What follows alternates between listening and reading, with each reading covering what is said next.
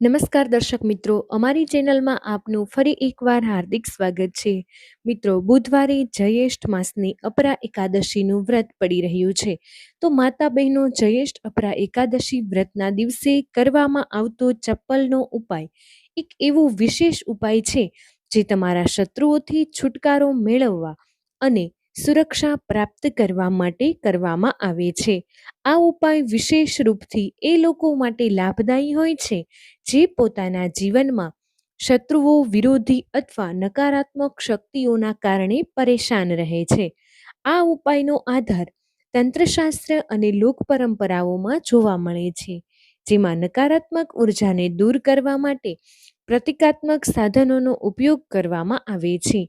જીવનમાં ચારે તરફથી માત્ર અને માત્ર પરેશાનીઓ જ આવી ગઈ હોય, તેમાંથી બહાર નીકળવાનો કોઈ રસ્તો ન દેખાઈ રહ્યો હોય તો બુધવારે જયેષ્ઠ માસની અપરા એકાદશી વ્રતના દિવસે કરી લેજો આ ચપ્પલનો નાનો એક ઉપાય. થશે દરેક મનોકામના પૂર્ણ અને મળશે બધા જ દોષોમાંથી મુક્તિ. એટલું ધન આવશે કે સંભાળ્યું નહીં સંભાળી શકાય. માતા લક્ષ્મીજી અને મહાદેવજીની આશીર્વાદથી આખું વર્ષ ધન વરસતું રહેશે. માતા અને બહેનો, આ એ અપરા એકાદશીનું વ્રત છે જે જ્યેષ્ઠ મહિનામાં પડવાવાળું સૌથી મોટું વ્રત છે, કારણ કે આ બુધવારના દિવસે આવી રહ્યું છે અને આપણા હિન્દુ ધર્મમાં આનું ખૂબ જ મોટું અને વિશેષ મહત્વ હોય છે. જો ક્યારે પણ મોકો મળી જાય અને જ્યેષ્ઠ મહિનાના બુધવારે અપરા એકાદશીનું વ્રત પડી જાય તો તમે લોકોએ માત્ર ને માત્ર ચપ્પલનો ઉપાય તો અવશ્ય કરવો જોઈએ. તો માતા અને બહેનો, વિડીયો શરૂ કરતા પહેલા હું તમને જણાવી દઉં કે આ વિડીયોને જોવા કરતાં વધારે સાંભળવામાં સમજ આવશે. બની શકે તો વિડીયોને એવી જગ્યાએ જુઓ જ્યાં માહોલ એકદમ શાંત હોય. તો ચાલો મિત્રો, આપણે વિડીયોની શરૂઆત કરીએ. શત્રુની મુક્તિ માટે ઉપાય. ચપ્પલનો ઉપાય એક પ્રાચીન તાંત્રિક અને જ્યોતિષીય ઉપાય છે, જેને શત્રુઓથી છુટકારો મેળવવા અને સુરક્ષા પ્રાપ્ત કરવા માટે કરવામાં આવે છે. આ ઉપાય વિશેષ રૂપથી એ લોકો માટે લાભદાયી હોય છે જે પોતાના જીવનમાં શત્રુઓ, વિરોધી અથવા નકારાત્મક શક્તિઓના કારણે પરેશાન રહે છે. આ ઉપાયનો આધાર તંત્રશાસ્ત્ર અને લોક પરંપરામાં જોવા મળે છે, જેમાં નકારાત્મક ઉર્જાને દૂર કરવા માટે પ્રતિકાત્મક સાધનોનો ઉપયોગ કરવામાં આવે છે. ચપ્પલનો ઉપાય શત્રુ પર તાંત્રિક પ્રભાવ ટાળવા માટે કરવામાં આવે છે.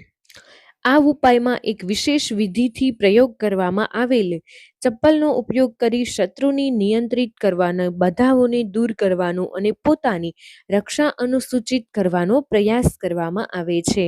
આ ચપ્પલને શાસ્ત્રોમાં ધરતીનો સ્પર્શ કરવાવાળું માધ્યમ માનવામાં આવે છે, જે આપણા શરીરમાંથી ઉર્જા ગ્રહણ કરે છે અને નકારાત્મક ઉર્જાને શોષવામાં સહાયક હોય છે.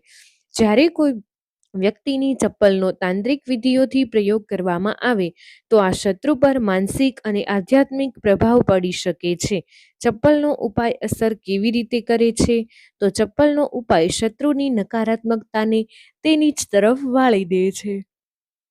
આ શત્રુના મનમાં ભ્રમ, ભય અને અસ્થિરતા ઉત્પન્ન કરે છે. શત્રુને માનસિક રૂપથી નબળો કરી દે છે. તેના ખોટા ઈરાદાઓને નિષ્ક્રિય કરે છે. ક્યારેક ક્યારેક આ ઉપાય શત્રુ પોતાના માર્ગમાંથી હટાવવામાં મદદ કરી શકે છે. ચપ્પલથી 5 વાર અહીં મારી દેવાનું છે. શત્રુની ઉલટી ગણતરી શરૂ થઈ જશે. સતત જો જીવનમાં શત્રુ વધી રહ્યા છે અથવા શત્રુની ઉલટી ગણતરી શરૂ થઈ જશે, તમે બહુ જ પરેશાન કરી રહ્યા છે, તમારા દુશ્મનોથી, તમે શત્રુઓથી સંખ્યા આ રીતે વધી રહી છે, તમને ખબર પણ નહીં પડી રહી, કારણ કે ગુપ્ત શત્રુઓથી પણ તમે પરેશાન છો અને કોઈ વ્યક્તિ સામેથી પણ તમારા પર વાર કરી રહ્યા છે, અથવા ગુપ્ત શત્રુઓની તો તમને ખબર નથી, પરંતુ કેટલાય લોકો જે સામેથી વાર કરે છે, સામેથી તમારું ખરાબ કરી રહ્યા છે, વ્યાપાર હડપવાનું વિચારી રહ્યા છે, ઘરને હડપવાનું વિચારી રહ્યા છે, અથવા તો કોઈ પ્રોપર્ટી પર એની નજર છે, કોઈ તમારી સાથે ખોટું કરી રહ્યા છે. તો મિત્રો ઉપાયની શરૂઆત કરીએ તો આ ઉપાયને સ્ત્રી અથવા પુરુષ કોઈ પણ ઉપાય કરી શકે છે. તો આ ઉપાય કાં તો તમારે રાત્રે કરવો અથવા તો બિલકુલ સવારે કરો. બરાબર છે, બપોરે પણ કરી શકો છો એવું કંઈ નથી, પરંતુ રાત્રે કરી લ્યો છો તો તેનું તમને વધારે ઉત્તમ ફળ પ્રાપ્ત થશે. હવે ઘરે જ ઉપાય કરવાનો છે તો તમે રાત્રે આસાનીથી આ ઉપાયને કરી લેશો. સૌથી પહેલા તમારે શું કરવાનું છે, તો તમે તમારા બાથરૂમમાં કરી લ્યો અથવા જ્યાં પણ તમને લાગે કે તમારી ઘરમાં થોડી પાકી જગ્યા છે, જ્યાં તમે કોગળા કરી શકો ત્યાં તમારે કરવાનું છે. આ ઉપાય કરવાનો છે, બાથરૂમ છે તો બાથરૂમમાં કરી લ્યો અથવા જે જગ્યા તમારા નળ લાગેલા હોય ત્યાં પણ તમે ચોકડીમાં કરી શકો છો. તો તમારે મિત્રો તો સૌથી જે આમાં મહત્વની વસ્તુ છે, એ સૌથી જરૂરી વસ્તુ છે એ તમારી ચપ્પલ, જેનાથી તમારી ઉપાયને કરવાનો છે. સૌથી પહેલા તમારે શું કરવાનું છે, જે તમારે સ્ત્રી છે તો બરાબર સ્ત્રીઓએ પોતાના કયા પગની ચપ્પલ લેશે, તો ડાબા પગની ચપ્પલ સ્ત્રીઓએ લેવાની છે. ડાબો પગ મતલબ જમણા હાથ પર જે તમારો સીધો હાથ છે એ જ વાળા પગની ચપ્પલ જેટલી પણ મહિલાઓ છે, સ્ત્રીઓ છે તેમને લેવાની છે. આ ઉપાય કરી રહી છે હવે જે પુરુષ છે તે ચપ્પલ લેશે તેમના જમણા પગની ચપ્પલ.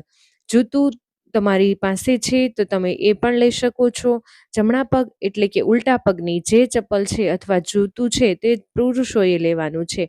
સીધા પગની ચપ્પલ કે બેલી જે પણ સ્ત્રીઓ પહેરે છે તમારે તે લેવાનું છે. તમારે આ ચપ્પલ લઈ પહોંચી જવાનું છે જ્યાં તમે તમારા ઘરમાં કોગળા કરી શકો. સાથે જ આ એક ગ્લાસમાં પાણી ભરી લ્યો. તમારે એક ગ્લાસમાં પાણી ભરી આ પગમાં અથવા જ્યાં પણ તમે તમારા ઘરમાં કોગળા કરી શકો તમારે ત્યાં પહોંચી જવાનું છે. સૌથી પહેલા તમારે શું કરવાનું છે, તો પોતાના મોઢામાં પાણી ભરી લેવાનું છે. એવું નથી કે જેટલું પાણી તમે ગ્લાસમાં લીધું બધું જ તમારે ભરવાનું છે. તો મિત્રો તમારે તેટલું પાણી જેટલું તમારા મોંમાં સમાય, જ્યારે મોઢામાં પાણી ભરેલું હશે તમારા એ જ સમયે તમારે તમારા શત્રુનું નામ વિચારવાનું છે. મનમાં બોલવાનું તો શક્ય નથી, પણ મોઢામાં પાણી હશે તો મનમાં તમારે તમારા શત્રુનું નામ વિચારવાનું છે. જો શત્રુનું નામ નથી અથવા તો ખબર નથી કોણ શત્રુ છે, કોણ તમારી સાથે ખરાબ કરી રહ્યું છે, તો તમારા ઉપર કંઈ કરાવી નાખ્યું છે, કામમાં બાધા આવી રહી છે, તો મિત્રો તમારે ઘણીવાર આવા શત્રુ નીકળે છે તો તમને ખબર નથી હોતી એ વ્યક્તિનું નામ, તો તમારે ખાલી મનમાં વિચારવાનું જ છે કે મારી સાથે આ બધી વસ્તુ ખોટી કરી રહ્યા છે. પછી તમારે મોઢામાં પાણી ભરેલું હોવું જોઈએ ત્યારે જ તમારે આ બધી વસ્તુ વિચારવાની છે.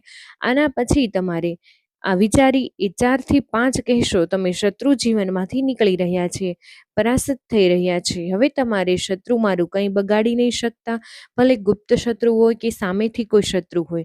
તેમના વિશે વિચાર્યા પછી તમારે શું કરવાનું છે, તો પાણીને પોતાના મોઢામાં ફેરવાનું છે. પછી અંદર અંદર ફેરવવાનું, મોઢામાં એક પછી એક કોગળા કરી દેવાના છે. મોઢામાં પાણી છે એ બધું જ બહાર કાઢી દેવાનું છે. પછી કોગળા કર્યા પછી તમારે ચપ્પલ લેવાનું છે. તમારે એ ચપ્પલ લીધા પછી જ પુરુષોએ એ ચપ્પલ લઈ અને ચપ્પલને જે આગળનો ભાગ હોય તેને તમારે આગળના ભાગમાં શું કરવાનું છે, તો ચપ્પલને પોતાના સીધા હાથમાં પકડવાનું છે. હાથથી તમે કામ કરી શકો છો, લોકો ઉલટા હાથથી પણ કરી શકે છે.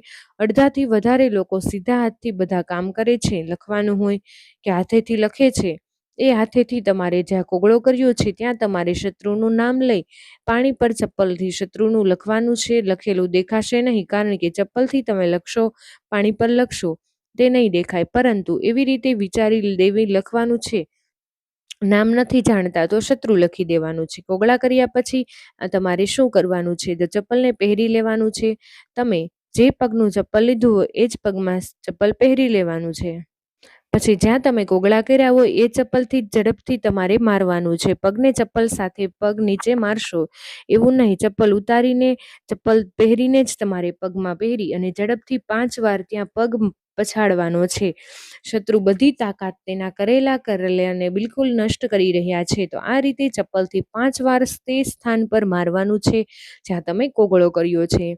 આના પછી તમારે શું કરવાનું છે, થોડીક રાખ જો તમારા ઘરમાં છે તો રાખ લઈ, નહીતર થોડીક માટી લઈ. માટી શહેરમાં આસાનીથી નથી મળી, ઘણી જગ્યાએ હોય છે, કુંડામાં હોય છે, બધા લોકો લગાવે છે છોડ, તો કુંડામાંથી થોડીક માટી લઈ કાઢવાની છે. બસ તે છોડ એવો ન હોય જેમાં તુલસીનો છોડ હોય કુંડામાં લાગેલો હોય, તુલસીના કુંડાની માટી નથી લેવાની.